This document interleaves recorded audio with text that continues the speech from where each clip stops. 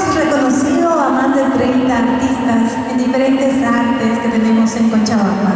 Quisiera algunas palabras de cierre por parte de los licenciados, representantes obviamente de lo que es la cultura y el turismo en Cochabamba. Sí, solamente agradecer a todas las personas por su presencia primeramente, pero sobre todo por el arte que nos regalan. Realmente en Cochabamba, en Bolivia, tenemos artistas de gran nivel que lo han demostrado en cada presentación, en cada premio que nos han hecho ganar, que lo hemos sentido como si fuera realmente nuestro.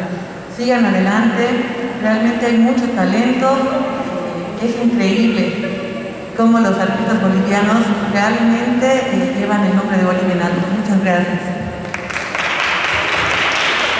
Creo que hay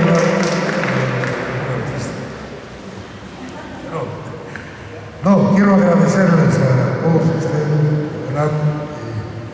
Ustedes alimentan el espíritu de Cochabamba.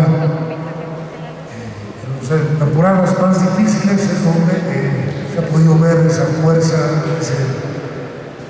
ese amor que ustedes tienen al arte, a transmitir y a no dejarse vencer, lo mismo una vez más, por el COVID.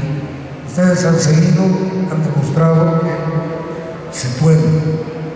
Han alimentado por las redes a toda la población, han hecho salir de esa tristeza, de esa mala sensación que se tiene a veces por estar encerrado.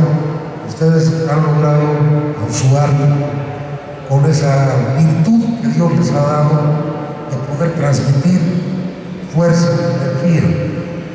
De verdad, solo lo quiero decirles que ustedes son el orgullo de Cochabamba. Sigan adelante, sigan haciéndonos quedar tan bien como lo hacen. Muchas felicidades.